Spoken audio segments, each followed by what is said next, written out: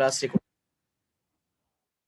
তো প্রিয় শিক্ষার্থী কিন্তু আজকে তাহলে টপিকটা হচ্ছে 9 প্রশ্নমালা 9.3। তো 9.3 যে অঙ্কগুলো করা আছে অঙ্কগুলো আছে সেগুলো আমরা করব। তো দেখো এখানে যে মূল নিয়মে করতে হবে না, জাস্ট আমাদের সূত্রগুলো যে জানা আছে সেই সূত্রগুলো অ্যাপ্লাই করলেই এখানকার অঙ্কগুলো করা হবে। খেয়াল করে দেখো যে প্রথমে আমার 1 নম্বর অঙ্কটা দিয়ে আমি শুরু করি, যদি অনেক সোজা একটা অঙ্ক। তারপর আমরা এটা দিয়ে শুরু করতেছি। 1 নম্বর অঙ্কটা বলতেছে যে দেখো 1 বাই, হ্যাঁ এটা দেয়া আছে, 1 নম্বর অঙ্কটা এটা দেয়া আছে। তো এখন প্রথমে যেটা করবা সেটা প্রথমে এটাকে ধরে নিতে হবে, প্রথমে এটাকে ধরে নেব। তো প্রথমে যেটা দেয়া থাকবে সেটাকে আমরা করবো কি ধরে নেব। তাহলে আমরা ধরলাম যে ধরি y সমান এটা, প্রথমে এটা আমরা ধরে নিলাম। দেখো প্রিয় শিক্ষার্থীবৃন্দ, এই যে ধরে নিচ্ছি। ওকে, এখন বিষয়টা হচ্ছে যে এটাকে আমরা একটু সাজাবো। কারণটা হচ্ছে যে আমরা জানি যে যদি তুমি ddx x এর সাপেক্ষে যদি x to the power n K differentiation করো, সেটা কি হয় তোমরা জানো যে nটা সামনে এসে এখান থেকে পাওয়ারটা যা ছিল তার থেকে 1 বিয়োগ হয়। এটা ডিফারেন্সিয়েশনের রুলস, এটা মূল নিয়মে এটা শেখাইছিলাম। এটা মূল নিয়মের প্রয়োজন নাই, আমাদের মূল যে সূত্রটা পেয়েছি আমরা সেই সূত্রটা এখন ব্যবহার করব। তো যেহেতু x to the power n K differentiation করলে তাহলে nটা সামনে এসে পাওয়ার যেটা থাকবে তার থেকে 1 বিয়োগ হবে, এটা আমরা জানি। তো আমরা করব কি, এটা তো ওরকম স্টাইলে নাই, মানে x এর পাওয়ার n এরকম স্টাইলে কিন্তু এখানে নেই। এজন্য আমরা করব কি, প্রত্যেকটা টার্মকে যদি এরকম থাকে সেগুলোকে আমরা x to the power n এরকম আকৃতি করে নেব। এখন খেয়াল করে দেখো প্রিয় শিক্ষার্থীবৃন্দ, তোমরা জানো যে এই যে মানে এটা অর্থ কি, এটা অর্থ হচ্ছে যে 1/4। যেমন রুট শুধু রুট দিতাম, সেক্ষেত্রে তার অর্থ হচ্ছে হাফ হতো। যেহেতু এখানে 4 আছে তার 1/4 হবে। তাহলে আমরা যদি এখানে এটা লিখি এভাবে দেখো, তাহলে এটাকে লিখতে পারবো x টু দি পাওয়ার 1/4, মানে এটাকে ভেঙে আমরা এটা করলাম। কেন করলাম, কারণটা হচ্ছে আমি তোমাদেরকে বলতেছি যে এই যে আমাদের সূত্রটা x to the power n, এই সূত্রটা কি, x to the power n এর সূত্রটা হচ্ছে যে যদি আমি এখানে একে ডেরিভেটিভ করি x এর সাপেক্ষে, তাহলে এই nটা সামনে এসে n থেকে 1 বিয়োগ হবে। এই স্টাইল করার জন্য আমি করলাম কি, যেটা ছিল সেটাকে এরকম করে দিলাম। ওকে, এটা কিন্তু মূল নিয়ম, এটা প্রমাণ করছিলাম। এখানে কিন্তু আর মূল নিয়ম প্রমাণ করা লাগবে না, এখানে জাস্ট তুমি যে মূল সূত্র যেটা জানো, মূল নিয়মের থেকে যেটা বের করছো সেই সূত্রটা ব্যবহার করলে এখানে হবে। তাহলে আমাদের মূল সূত্র আমি যেটা ব্যবহার করছি সেই x to the power n K differentiation করলে এটা হয়। তাহলে আমাদের কি যেটা দেয়া থাকবে সেটাকে আমরা করব কি এরকম স্টাইল করব। তাহলে কি এরকম স্টাইল করলে x টু দি পাওয়ার 1/4 হয়, প্লাস এরকম ভাবে উপরে দেখো এখানে 1 বাই, এখানেও x টু দি পাওয়ার 1/4 হয়। ওকে, এখন আমরা করব কি x to the power 1/4 plus এখানে আবার দেখো তো এটা বুঝো নাকি 1/4 হয়, কারণ এটা ছিল 1 বাই, তোমরা জানো যদি 1 by x to the power n হয় সেটাকে কিন্তু আমরা লিখতে পারি x to the power -n, এটা কিন্তু আমরা লিখতে পারি, এটা কিন্তু আমরা লিখতে পারি। তো সেই স্টাইলে আমরা এভাবে করলাম। এখন দেখো এই পাশে কিন্তু y আসতেছে। এখন আমরা করব কি, প্রশ্নে বলেছিল যে তোমার প্রশ্নে বলেছে যে প্রত্যেকটি অন্তর্ভুক্ত চলকের প্রেক্ষিতে, প্রত্যেকটি অন্তর্ভুক্ত চলকের প্রেক্ষিতে অন্তরজ নির্ণয় করো। মানে এখানে যে চলকটা দেয়া থাকবে, কোথাও মনে করো x দেয়া আছে, কোথাও t দেয়া আছে, কোথাও y দেয়া আছে, যেখানে যেরকম চলক দেয়া আছে সেখানে সেরকম ভাবে ওর সাপেক্ষে ডিফারেন্সিয়েশন করতে হবে। তো দেখো এখানে চলকটা হচ্ছে x এর চলক, তার মানে আমাদের এখানে ডিফারেন্সিয়েশন করবো কার সাপেক্ষে, x এর সাপেক্ষে। যদি কোথাও y থাকে y সাপেক্ষে করব, কোথাও t থাকলে t এর সাপেক্ষে করব। যেহেতু এখানে চলকটা হচ্ছে x এর চলক, যার কারণে আমরা একে x এর সাপেক্ষে, ওয়ালাইকুম আসসালাম, x এর সাপেক্ষে অন্তরজ করব। তো আমরা একটু লিখতে পারি এখানে, যদিও এরপর থেকে আর লিখবো না, আমরা লিখতে পারবো এরকম করে যে x এর সাপেক্ষে অন্তরীকরণ করে পাই, এই কথাটা আমরা লিখবো, x এর সাপেক্ষে অন্তরীকরণ করে পাই, এই কথাটা আমরা লিখবো। তো দেখো x এর সাপেক্ষে যদি অন্তরীকরণ করি তাহলে কি এখানে y আছে, তাহলে yটাকে আমরা তাহলে দেখো তো dy বাই dx হবে এই পাশে ডিফারেন্সিয়েশন করলে। আর এই পাশে ডিফারেন্সিয়েশন করলাম না, আমি অপারেটরটা শুধু লিখলাম, দেখো বুঝো নাকি, আমরা এরকম রেখে দিলাম, এরকম আমরা রেখে দিলাম। তো এখন আমরা করবো কি, দেখো সূত্রটা তো মনে আছে তোমাদের, যে যদি একে আমি হচ্ছে করি, এই পাওয়ারটা সামনে আসবে, যদি একে ডিফারেন্সিয়েশন করি কি হবে, পাওয়ারটা আমাদের সামনে আসবে। ঠিক আছে, তাহলে পাওয়ারটা যদি সামনে আসে, তাহলে এখন দেখো তো এর পাওয়ার কত আছে, 1/4 আছে, তাহলে 1/4 সামনে আসবে। এরপর কি হবে, এরপর এখানে x যা ছিল তাই থাকবে, এখান থেকে এক পাওয়ার বিয়োগ হবে, মানে 1/4 যা আছে তার থেকে 1 বিয়োগ হবে। কথা কি বুঝতে পারছো? এরপরে প্লাস, এই প্লাস এই প্লাস, এখানে যখন আমি ডিফারেন্সিয়েশন করব তখন করব কি, এই পাওয়ারটা, এই পাওয়ার যেটা আছে সেটা সামনে আসবে, অর্থাৎ -1/4 সামনে আসলো। এরপরে এখানকার যে এক্স এক্স থাকবে, এখানে যা পাওয়ার থাকবে তার চেয়ে এক আরো কমবে, অর্থাৎ -1/4 আছে, তার চেয়ে আরো -1 হবে। দেখো তো বুঝো নাকি এই পর্যন্ত? আমাদের যে সূত্রটা দেখালাম ওই যে উপরের দিকে, যে x⁴n কে যখন আমরা ডিফারেন্সিয়েশন করব তখন হচ্ছে এনটা সামনে এসে এর পাওয়ার থেকে এক কমবে। তো দেখো তো সেই হিসাবে করলাম, এই যে পাওয়ার যেটা আছে সেটা সামনে আসলো, আসার পরে এক্স রাখলাম, রাখার পর এখানে যে পাওয়ার ছিল তার থেকে এক কমলো। দেখো বুঝো নাকি, তার থেকে এক কমলো, তারপরে এই প্লাস করলাম। এরপর দেখো এই পাওয়ারটা সামনে নিলাম, নিয়ে এই এক্স লিখে এই পাওয়ার থেকে এক কমালাম। দেখো বুঝতে পারছো কিনা তোমরা? তোমরা কি বুঝতে পারছো?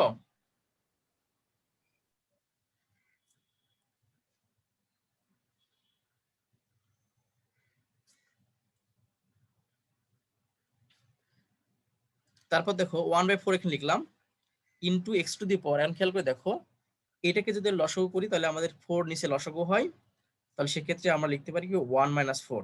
এগুলো একবার লিখলে হয়, এটা এত অত ই করে লেখা লাগে না। তারপর হচ্ছে কি প্লাস মাইনাসে মাইনাস, এই যে 1/4 ইন্টু x⁴, আবার 4 লসাগু করলে -1 -4। তাহলে আমরা শেষ পর্যন্ত লিখতে পারি 1/4 x⁴ -3/4 -1/4 x⁴ -5/4। এই তো।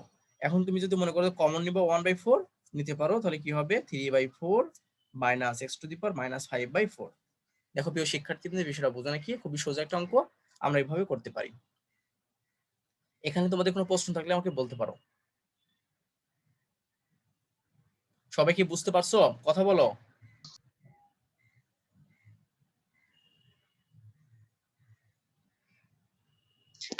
জি স্যার। ওকে, বুঝতে পারছো। তাহলে ঠিক আমরা এভাবে অঙ্কগুলো করব। খুবই সোজা একটা অঙ্ক, কঠিন না, খুবই সোজা অঙ্ক, এভাবে আমরা করব। তো এরকম অঙ্ক যদি তোমাদেরকে দেয়া হয়, মোটামুটি তোমরা এখানকার যে আমি 1 নম্বরটা করে দিলাম, তোমরা হচ্ছে যে এই যে 1 তো আমি করলাম, তোমরা সেক্ষেত্রে 2, 3, 4, 5, 6, 7, এই 7 পর্যন্ত গুলো তোমরা করতে পারবে। এই যে 7 পর্যন্ত অঙ্কগুলো যে আছে, এই 7 পর্যন্ত প্রত্যেকটা পর্যন্ত অঙ্ক তোমরা করতে পারবে। ওকে, এই 7 নম্বর অঙ্কগুলো, 7 পর্যন্ত অঙ্কগুলো সবই কিন্তু এই রুলসে পড়বে। ওকে, এখন আমি অন্য একটা অঙ্ক দেখাবো, সেটা হচ্ছে 11 নম্বর অঙ্ক।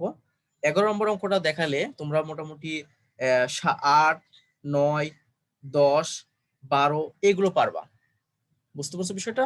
আমি এখন 11 নম্বর অঙ্কটা করবো, কারণ খুবই সোজা অঙ্ক, এগুলো সব করানোর কোনো মানে হয় না। আমি যখন এখানে 1 নম্বর অঙ্ক করে দিলাম, তুমি এখান থেকে 7 পর্যন্ত অঙ্ক সব একই রকম অঙ্ক, এভাবে করতে পারবা। তাই এখন আমি 11 নম্বরটা করে দিব, যেন তোমরা হচ্ছে এই যে এই বাকিগুলো করতে পারো, অর্থাৎ হচ্ছে 8, 9, 10, 12 এগুলো করতে পারো। এই জন্য আমি 11 নম্বর অঙ্কটা আমি করে দিব। ঠিক আছে, তো 11 নম্বর অঙ্কটা কি আছে দেখো, আমি 11 নম্বর অঙ্কটা আমি করে দিচ্ছি।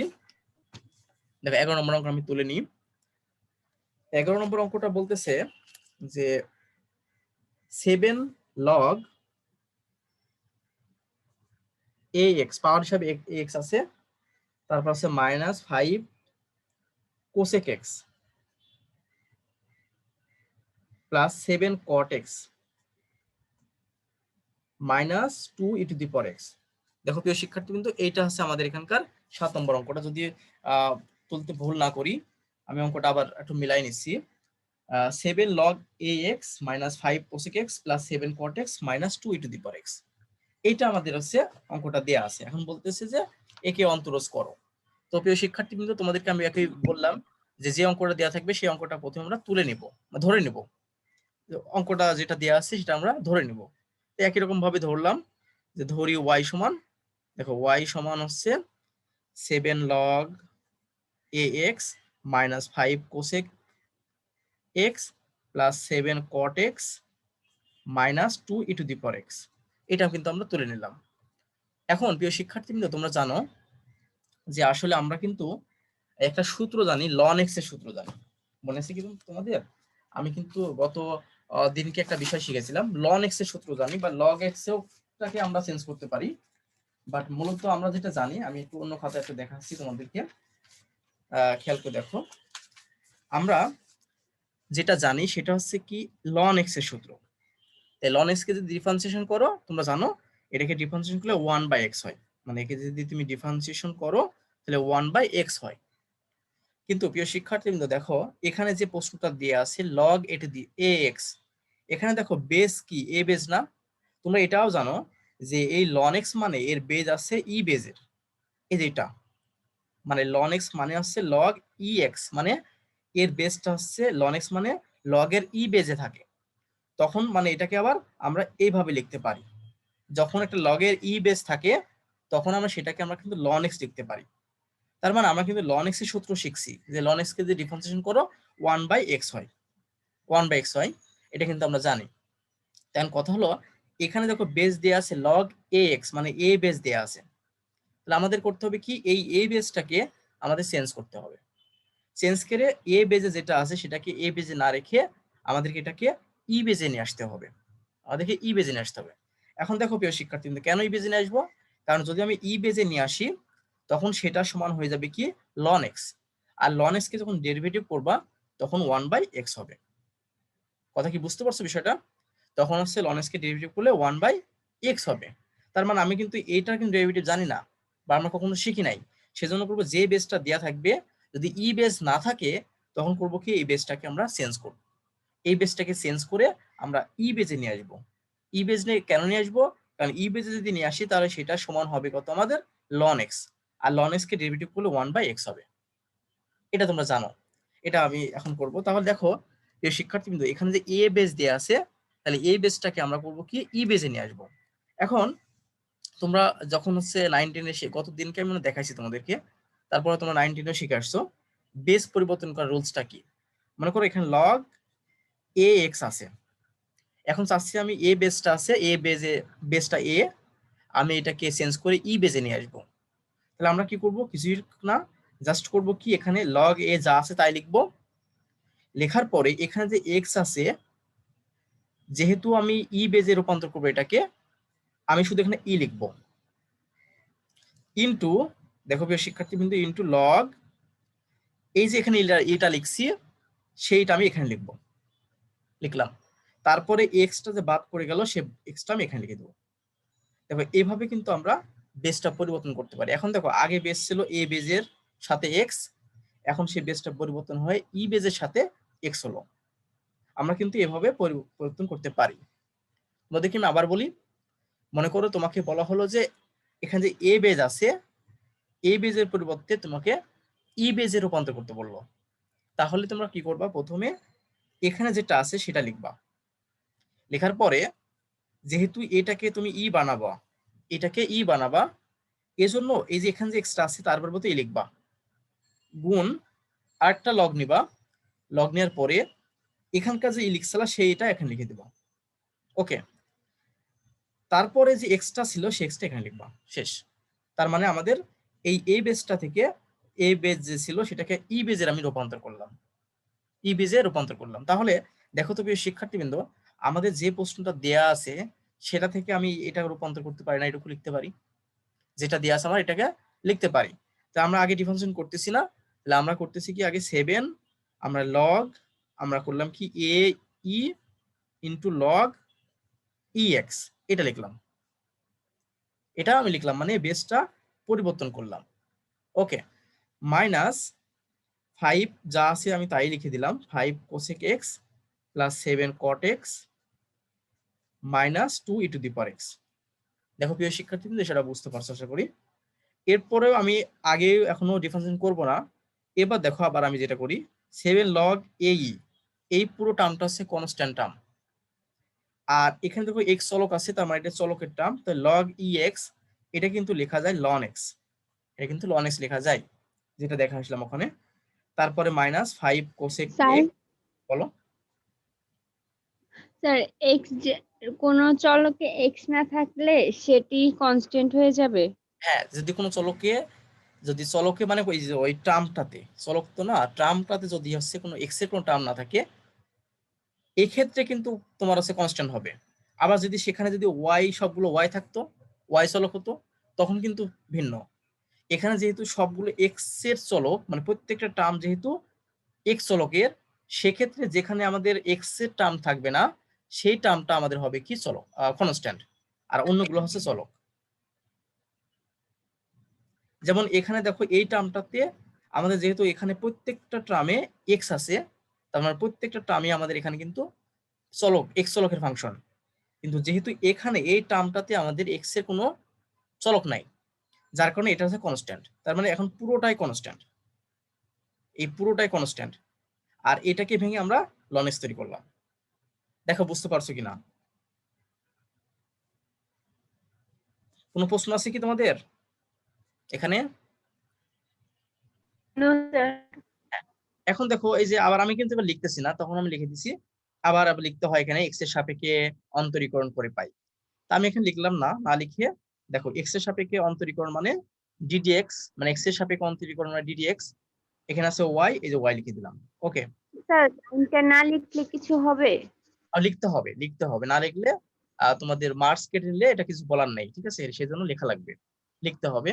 আমি সব জায়গায় লিখবো না, জাস্ট তোমাদেরকে তো বলে দিলাম একবার যে এক্স এর সাপেক্ষে অন্তরীকরণ করে পাই, লিখে দিস একবার। আমি আর লিখবো না, এখন প্রত্যেক জায়গায় এভাবে করে যাবো, কিন্তু তোমাদেরকে অবশ্যই লিখতে হবে, ঠিক আছে? অবশ্যই লিখতে হবে।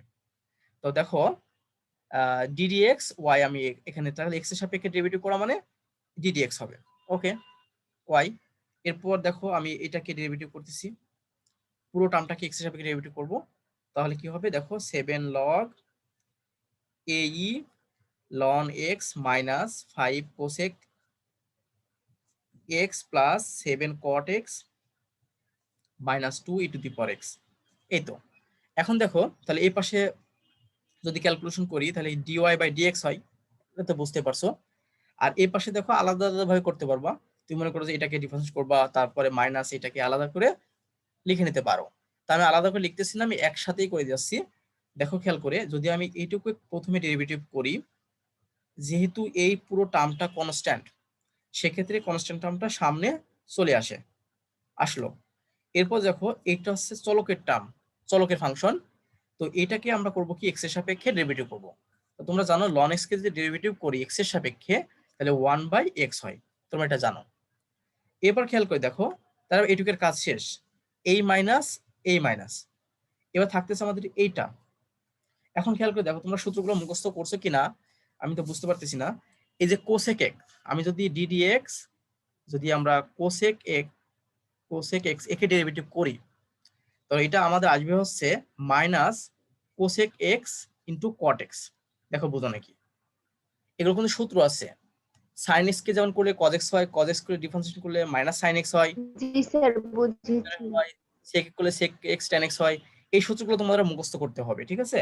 এই সূত্রগুলো তোমাদেরকে মুখস্থ করতে হবে। তোমাদেরকে আমি পেজ নম্বর একটু বলে দিচ্ছি, এটা অবশ্যই এটা মুখস্থ করবা।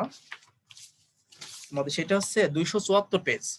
খেয়াল করে দেখো 274 পেজ আছে, 274 পেজে এই যে এতগুলো সব সূত্র আছে, দেখছো? ডিফারেন্সিয়েশনের সূত্র, আর এইগুলো সব ইন্টিগ্রেশনের সূত্র। এটা পাশাপাশি দেওয়ার অর্থ হচ্ছে এই ইন্টিগ্রেশনটা ডিফারেন্সিয়েশনের সম্পূর্ণ বিপরীত, মানে অর্থাৎ এরা দুজন পরস্পরের বিপরীত। এটাকে মানে এটা পরে বুঝে দেখাবো। জাস্ট তোমরা করবা কি, এই পুরো সূত্রগুলো সব মুখস্থ করবা, এই সূত্রগুলো সব মুখস্থ করবা। বুঝতে পারছো বিষয়টা? পেজ নাম্বার হচ্ছে 274 পেজ। 274 পেজে যে সূত্রগুলো দেওয়া আছে সব সূত্রগুলো তোমরা মুখস্থ করবা। এই যে আমি এখন যেটা করলাম, এই যে কোসেক এক্স, এই কোসেক এক্স কে যে ডিফারেন্সিয়েশন করো, minus cosec X cot X হয়, minus cosec X cot X হয়। এটা কিন্তু আমাদের সূত্র, সেটা আমি কিন্তু বসালাম, ঠিক আছে? তারপর দেখো লন এক্স কে যখন আমি ডিফারেন্সিয়েশন করছি 1/x হয়েছে, সেটা কিন্তু দেখো কোথায় আছে, অবশ্যই এটা দেখছি এখানে নেই, ও আছে আছে। এই যে লন এক্স কে ডিফারেন্সিয়েশন করলে 1/x হয়, এটা কিন্তু আমি দেখালাম, ওই যে 1/x, 1/x। বুঝতে পারছো কিছু তোমরা সবাই? জি স্যার। ওকে। তাহলে এখন খেয়াল করে দেখো, আমরা যদি এটা বুঝে থাকি, তারপর দেখো এইটা তাহলে আমাদের এটা বললামই যে এটাকে ডিফারেন্সিয়েশন করলে এটা হয়। তাহলে আমরা কি দেখো এখানে এখানে যেটা করতে পারি, প্রথমে তো এটার কাজ শেষ করলাম, মাইনাস দিলাম, এটা তো 5টা কনস্ট্যান্ট সেজন্য 5টা সামনে আসলো, বললাম কি কোসিএস কে যদি ডিফারেন্সিয়েশন করো মাইনাস হয়, তাহলে এই মাইনাস আর আমাদের ক্যালকুলেশন করে যে মাইনাসটা আসতেছে দিয়ে প্লাস হয়ে যাচ্ছে, হয়ে তাহলে হচ্ছে কি cosec x into cot x. দেখো তো বুঝো নাকি? জি স্যার বুঝেছি। এরপর আসবে দেখো এইটা, আরেকবার বলুন।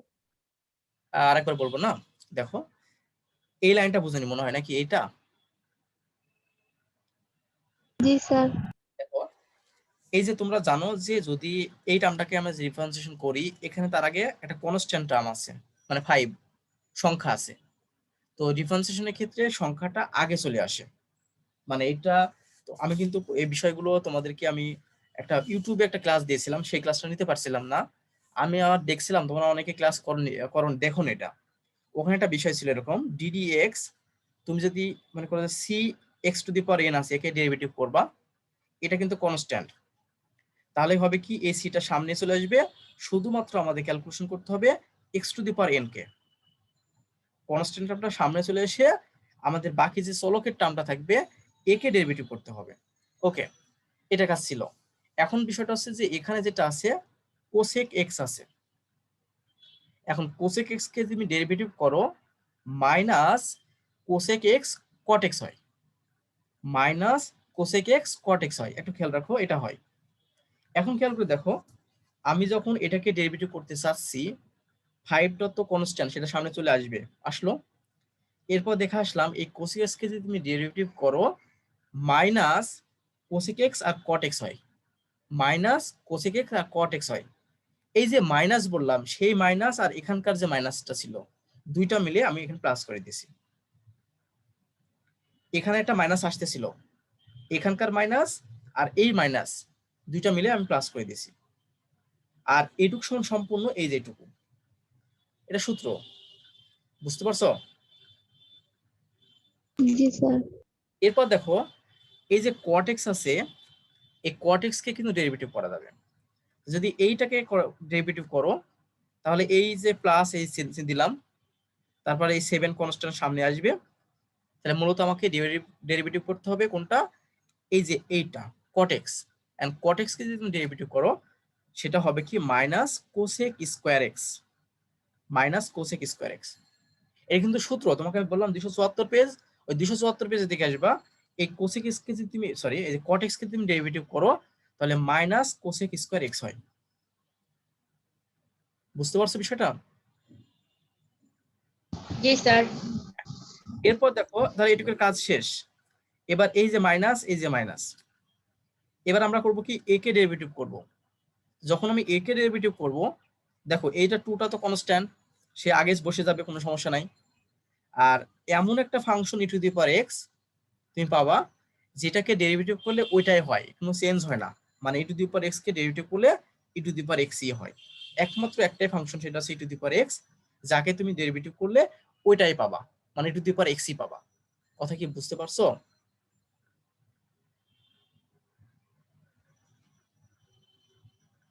জি স্যার বুঝতে পারছি। ওই ঠিক আছে জি দেখো, স্যার বুঝেছি। তাহলে আমরা একটু সাজাইনি, এটা একটু সাজাইনি, তাহলে 1/x, তারপর আছে 7 log এই plus 5 cosec x into cot x, দেখো এই যে মাইনাসের প্লাসে minus 7 cosec square x minus 2 E to the power x, এটা আমাদের এখানকার অ্যান্সার। দেখো বুঝতে পারছো কিনা, এটা আমাদের এখানকার অ্যান্সার। নাম বুঝতে পারলে কোথাও আমাকে বলতে পারো স্যার এই জায়গাটা বুঝতে পারিনি, আমি সেই জায়গাটা আবার দেখাবো, বুঝতে পারছো কি? না স্যার বুঝতে পারছি। জি ওকে, স্যার বুঝেছি। জি স্যার বুঝতে শোনো পেরেছি। আমি লক্ষ্য করতেছি তোমরা চ্যাট বক্সে তোমাদের যে অ্যাটেন্ডেন্স দিয়েছো অনলি 30 জন, তো তোমরা তো এখানে পার্টিসিপেন্ট আমাকে দিয়েছো 40 জন, মানে 39 জন, তাই এই 39 জন পার্টিসিপেন্ট সে তো 39 জনই তো ই হবে, চ্যাট বক্সে নাম হবে, ঠিক না? তোমরা চ্যাট বক্সে যারা নাম দেওনি তোমরা দিয়ে দাও। ওকে, এখন দেখো প্রিয় শিক্ষার্থীবৃন্দ আমরা একটা পরের একটা অঙ্ক করতে যাই, পরের অঙ্ক, এগুলো খুবই সোজা অঙ্ক। তাহলে তুমি যদি 11 নম্বরটা যেহেতু আমি করে দিলাম, তোমাদের জন্য 8, 9, 10, 12 এগুলো তোমাদের জন্য হোমওয়ার্ক থাকবে। বুঝতে পারছো বিষয়টা? এগুলো তোমাদের জন্য হোমওয়ার্ক থাকবে।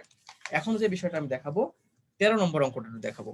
13 নম্বর অঙ্কটা, তো 13 নম্বর অঙ্কটা দেখো আমাদের আছে 13 1 নম্বরটা, সেটা হচ্ছে sin square x by 1 plus cos x, এটা আছে। এখন প্রিয় শিক্ষার্থীবৃন্দ, এটা যে অঙ্কটা আমি মানে দিলাম, সেটা অনেকেই তোমরা মনে করতে পারো, যদিও তোমাদেরকে সূত্রটা শেখানো হয়েছে কিনা, যে ইউ বাই ভি, এটাও আমি দেখাইছি ইউটিউবে, আমি ক্লাসটা আমি দিয়েছিলাম। যদি আমাদের এরকম মনে করো যে ডিডিএক্স ইউ বাই ভি মেথডে থাকে, যদি ইউ বাই ভি থাকে, আর একটা দেখাইছিলাম ডিডিএক্স, এই সূত্রটা দেখাইছিলাম ইউভি থাকে, ইউভি আকারে একটা থাকবে সূত্র, আর ইউ বাই ভি আকারে থাকবে, মানে দুইটা ফাংশন গুণ আকারে থাকবে এরকম করে, আবার দুইটা ফাংশন দেখো ভাগ আকারে থাকবে। যদি গুণ আকারে থাকে, আগে গুণ আকারে শেখা দিই, দুইটা ফাংশন যদি গুণ আকারে থাকে, তাহলে বিষয়টা হচ্ছে যে প্রথমে আমাদের করতে হয় কি, ইউটাকে রেখে দিতে হয়, এরকম করে রেখে দিতে হয়, কোনো কাজ নাই। এই যে ভিটা পাইলাম, এটাকে এক্স এর সাপেক্ষে ডেরিভেটিভ করতে হয়। ওকে, তারপরে প্লাস এই যে ইউটাকে রেখে দিছিলাম, পরে আমি করলাম কি, এই ভিটাকে ডেরিভেটিভ করলাম, প্লাস এবার আমরা করব কি, ভিটাকে রেখে দিয়ে আমরা ইউটাকে ডেরিভেটিভ করব। এটা এখানকার সূত্র। বিষয়টা হচ্ছে যদি দুইটা ফাংশন এরকম গুণ আকারে থাকে, তাকে যদি ডেরিভেটিভ করতে বলে, তখন আমরা এভাবে করবো। দেখো প্রিয় শিক্ষার্থী, কিন্তু আমরা এখন যা করলাম, আমরা যত অঙ্ক করছি কিন্তু এখানে প্রত্যেকটা অঙ্ক, মানে 12 পর্যন্ত অঙ্ক বা 13 পর্যন্ত যাই বলো, সব অঙ্কগুলো কিন্তু দুইটা ফাংশনের গুণ আকারে ছিল না, একাই একাই ছিল। দেখো এ একাই, সামনে 7 ছিল, এটা কনস্ট্যান্ট টার্ম, এটা ধরবো না, এটা তো ফাংশন না, এটা নিজেই একটা ফাংশন, এখানে একটা ফাংশন, এখানে একটা ফাংশন, মানে আমরা এতক্ষণ পর্যন্ত যা অঙ্কগুলো করলাম সবই কিন্তু একটা ফাংশন ছিল, শুধুমাত্র একটা ফাংশন ছিল। তো এরপর থেকে যে অঙ্কগুলো করবো আমরা, সেগুলো দেখা যাচ্ছে দুইটা ফাংশন থাকতে পারে। এখন দুইটা ফাংশন যদি সেটা গুণ আকারে থাকে, সেক্ষেত্রে ডেরিভেটিভ করার নিয়মটা হচ্ছে, প্রথমে আমরা করব কি, এই ইউটাকে আমরা রেখে দিব, এটা ইউভি ধরবো, ইউটাকে রেখে দিয়ে ভিটাকে ডেরিভেটিভ করব, প্লাস ভিটাকে রেখে দিয়ে ইউটাকে ডেরিভেটিভ করব। কথা কি বুঝতে পারলাম এই সূত্রটা? বুঝতে পারছো কি সূত্রটা? এরপর দেখো, জি জি স্যার। স্যার। দেখো যদি ইউ বাই ভি আকারে থাকে, যদি দুটো ফাংশন এখানে তো গুণ আকারে ছিল, এখন গুণ আকারে না থেকে সেই ফাংশনটা যদি আসছে তোমার ভাগ আকারে থাকে, তখন নিয়মটা কি, এখানে যে হরটা আছে, হরটাকে প্রথমে আমরা স্কোয়ার করব। ওকে, স্কোয়ার করলাম। এরপর দেখো এই হরটাকে এখন রেখে দেবো, এখানে রেখে দিয়ে এই যে লবটা থাকলো, এই লবকে আমরা করব কি, এক্স এর সাপেক্ষে ডেরিভেটিভ করব। কথা কি বুঝতে পারছো বিষয়টা? তারপর মাইনাস, মাইনাস দিয়ে ইউটাকে ডেরিভেটিভ করছি, আর ইউ এর কাজ নাই, এখন ইউটাকে রেখে দিব। রেখে দিয়ে আমরা আবার করব কি, ভি এর সাপেক্ষে, সরি, ভি কে ডেরিভেটিভ করব। দেখো বুঝতে পারো এই দুটো সূত্র ক্লিয়ার, বুঝতে পারছো কিনা দেখো, এই দুটো সূত্র একবার সেরকম। বলবেন? হ্যাঁ অবশ্যই বলবো। দেখো যদি দুইটা ফাংশন গুণ আকারে থাকে, প্রথমে এটা শিখাই, না গুণ না আকারে, স্যার, উপরেরটা। ওকে ওকে, যদি দুইটা ফাংশন ভাগ আকারে থাকে, তাহলে আমাদের নিয়মটা হচ্ছে, এটা তো জানো লব, এটা হর, তো এই যে হরটা যেটা আছে, হরটাকে স্কোয়ার করব, স্কোয়ার করব। উপরে এবার কাজ করব কি, এই হরটাকে আমরা রেখে দেব, ওর কাজ করব না এখনই, রেখে দিয়ে লবটা যেটা আছে সেই লবটাকে এক্স এর সাপেক্ষে ডেরিভেটিভ করব। ওকে, মাইনাস, সূত্রের কিন্তু একটা মাইনাস, ইউটাকে কাজ করে ফেলছি, এই জন্য ইউটাকে আর কাজ করব না, ওইটাকে রেখে দেব। রেখে দিয়ে এখন তো ভিটাকে কাজ করা হয়নি, এই জন্য এখন লাস্টে আমরা ভিটাকে কাজ করব। এটা আমাদের এখানকার সূত্র। আগেরটার সাথে পার্থক্যটা হচ্ছে, আগেরটা হচ্ছে ইউটাকে রেখে ভিটাকে ডেরিভেটিভ করতাম প্রথমে, প্লাস ভিটাকে রেখে ইউকে ডেরিভেটিভ করতাম, জাস্ট এটা ছিল। আর এটা পার্থক্যটা হচ্ছে, ভিটাকে প্রথমে রেখে দিব। এটা তোমরা যদি উল্টাপাল্টা করো তাহলে কিন্তু ভুল হয়ে যাবে, কারণ একটা মাইনাসের ব্যাপার স্যাপার আছে, যদি প্লাসের ব্যাপার স্যাপার থাকতো সেক্ষেত্রে সমস্যা হতো না। তুমি যদি মনে করো যে এখানে ইউ রেখে ভিটাকে ডেরিভেটিভ করবো, তাহলে কিন্তু পুরো ভুল হয়ে যাবে। প্রথমে ভিটাকে রেখে দিতে হবে, মানে হরটাকে রেখে দিয়ে লবটাকে ডেরিভেটিভ করতে হবে, মাইনাস, এবার লবটাকে রেখে দিয়ে হরটাকে ডেরিভেটিভ করতে হবে, আর নিচে তো হরের স্কয়ার হবেই। এই তো এটা মূল নিয়মে কিন্তু প্রমাণ করা যায়, এবং এটা প্রমাণ অলরেডি আমি করে দিছি। তোমরা একটা ওই লেকচারটা দেখে নিও, যা আমি যেটা ইউটিউবে দিছিলাম, সেইখানে আমি ইউআইভি মেথডের কিভাবে এই সূত্রটা আসে, ইউভি মেথডে কিভাবে এই সূত্রটা আসে, দুইটা সূত্রই কিন্তু আমি প্রমাণ করে দিছি মূল নিয়মে। তোমরা ওখান থেকে দেখে নিতে পারবা। ঠিক আছে, বুঝতে পারছো কি? ক্লিয়ার? জি স্যার। হ্যাঁ, এখন খেয়াল করে দেখো তো, আমি এখানে একটা ফাংশন লিখছি, মানে একটা ইকুয়েশন লিখছি, আমি বলতে একে ডেরিভেটিভ করো। তো অনেকেই হয়তো মনে করতে পারো স্যার এখানে তো ইউআই ভি মেথড হয়ে আছে, কারণ উপরে একটা ফাংশন আবার নিচে একটা ফাংশন, তাহলে ইউআই ভি মেথড। তো হ্যাঁ, ইউআই ভি মেথডই আছে, ঠিক আছে, কিন্তু তুমি যদি এটাকে ইউআই ভি মেথডে করতে চাও তাহলে একটু জটিল হয়, একটু জটিল হয়। তো তোমরা চেষ্টা করবা যে দেখবা যে আসলে উপরে এবং নিচে কোনো সূত্র ফেলানো যায় কিনা। যদি সূত্র ফেলানো যায় তখন আর u by v method use করবা না, সূত্র ফেলায় ওটাকে শেষ করে দিবা। মানে এটাকে যদি তুমি ইউ বাই ভি মেথড করতে চাও তাহলে অঙ্কটা অনেক জটিল হবে, অনেক জটিল হবে, কারণ 1 + cos x আছে নিচে, উপরে আবার sin স্কয়ার x আছে, এটাকে আবার যদি তুমি বর্গ করো নিচে, তাহলে 1 + cos x হোল স্কয়ার হবে, একটা বিশাল একটা ঝামেলা হবে। তো যখন দেখবা যে এরকম ইউ বাই ভি মেথড হয়ে আছে, তোমরা চেষ্টা করবা যে আসলে দেখি তো এখানে কোনো সূত্র ফেলানো যায় কিনা, সূত্র ফেলায় উপর নিচে কিছু কাটাকাটি করতে পারে নাকি, সে চেষ্টা করব। তো আমরা এখন দেখবো, দেখো খেয়াল করে, যে প্রথমে আমরা কি করবো, এটাকে ধরে নিব। এই যে বলছিলাম যে প্রশ্ন দেওয়া থাকবে সেটাকে আমরা করবো কি, ধরে নিব। ধরি y সমান sin square x by 1 + cos x। তাহলে আমি তোমাকে বললাম, অনেকেই মনে করতে পারো যে উপরে যেহেতু একটা ফাংশন নিচে একটা ফাংশন, তার মানে এটাকে ইউ বাই ভি আকারে লেখা যায়, বা ইউ বাই ভি মেথড হতে পারে। হ্যাঁ, এটা ইউ বাই ভি মেথডও করতে পারবা। তো বললাম কি যে এটা যদি করতে চাও তাহলে দেখা যাচ্ছে জটিল হয়ে যায়। তা আমরা প্রথমে একটু চেষ্টা করে দেখবো যে আসলে এদেরকে সরল করা যায় কিনা, মানে ছোট করা যায় কিনা। কারণ খেয়াল করে দেখো যে এই যে সাইন স্কোয়ার এক্স আছে, এটাকে কিন্তু ভাঙলে 1 - cos স্কোয়ার এক্স হয়। তোমরা এটা জানো, কারণ তুমি কি জানো দেখো, কারণ তুমি জানো sine square x plus cos square x equal to আছে 1। তাহলে সাইন স্কোয়ার এক্স এর পরিবর্তে তুমি কিন্তু লিখতে পারবা 1 - cos স্কোয়ার এক্স, এটা লিখতে পারবা। তো সেজন্য আমি করলাম কি, সাইন স্কোয়ার এক্স এর পরিবর্তে 1 - cos স্কোয়ার এক্স লিখলাম।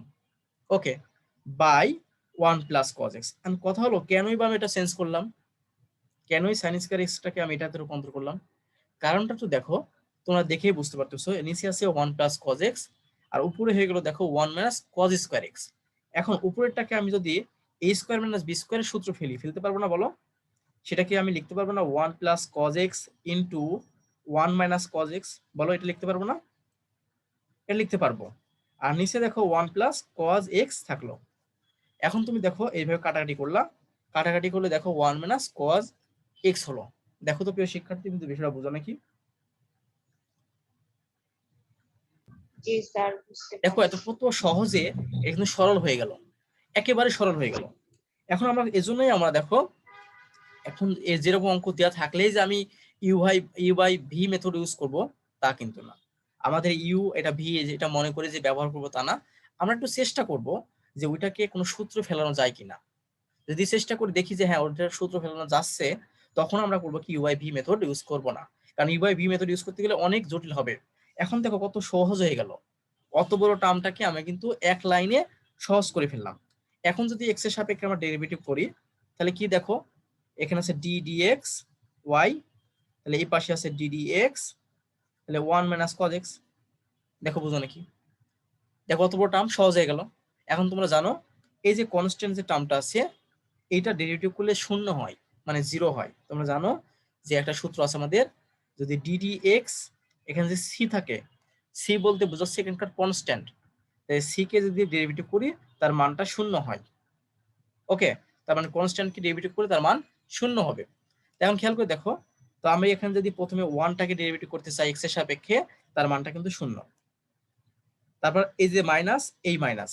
ওকে, এবার আমি যদি cos x কে ডেরিভেটিভ করি, তোমরা জানো sin x কে ডেরিভেটিভ করলে cos x হয়, but cos x K derivative করলে মাইনাস sin x হয়। তাহলে এটাকে ডেরিভেটিভ করলে হবে কত, মাইনাস sin x। প্রিয় শিক্ষার্থীবৃন্দ, তোমরা জানো ddx যদি আমি cos x কে ডেরিভেটিভ করি, সূত্রটা হবে মাইনাস sin x। তোমরা 274 পেজের সূত্রগুলো অবশ্যই অবশ্যই মুখস্থ করবা।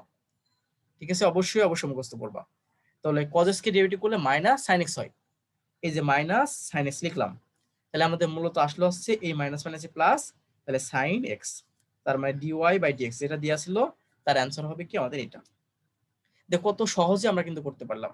কিন্তু যদি এটাকে ইউ বাই ভি মেথডে করতাম, অঙ্কটা অনেক জটিল হতো, অনেক জটিল হতো। সেজন্য আমরা চেষ্টা করব এরকম ইউ বাই ভি মেথড দেওয়া থাকলেই যে আমরা u by v method use করবো তা না, আমরা একটু চেষ্টা করবো যে এটাকে ভাঙা যায় কিনা, মানে সরল করা যায় কিনা। দেখো আমি এটা কিন্তু সরল করে ছোট করে ফেললাম, এখন এটাকে ডেরিভেটিভ করো, দেখো আমাদের মান আসছে এটা। তোমরা কি বুঝতে পারছো? এটা ক্লিয়ার? সবাই বুঝেছো কি? জি স্যার। সবাই বুঝতে পারছো? এখন যদি বুঝে থাকো তাহলে তোমাদেরকে এই যে 13 যে 2 নম্বর অঙ্কটা, এটা কিন্তু সেম প্রসেসই হবে। যদিও মনে হচ্ছে যে এটা ইউ বাই ভি মেথড হবে, তা কিন্তু না। এটাকে তুমি সরল করতে পারবা, অতি সহজেই করতে পারবা। সরল করে দেখবা যে তুই সহজ একটা টার্ম আসতেছে, ওইটাকে ডেরিভেটিভ করে তুমি সহজ একটা মান আসবে। তোমাদের আজকে যেহেতু ক্লাস টাইম শেষ, 1 মিনিট আছে, লেস দেন 1 মিনিট, তোমাদের যে হোমওয়ার্ক গুলো বললাম, যে ওই যে 1 নম্বরটা আমি করে দিলাম, অর্থাৎ 1 থেকে 13 2 নম্বর পর্যন্ত আমি যেগুলো করে দিছি সেগুলো বাদে বাদ বাকিগুলো সব তোমাদের জন্য হোমওয়ার্ক। আগামী দিন থেকে আমি 14 নম্বর থেকে শুরু করবো। এই অধ্যায়টা খুবই সোজা একটা অধ্যায়, আর একটা বা দুইটা লেকচার দিলে এটা শেষ।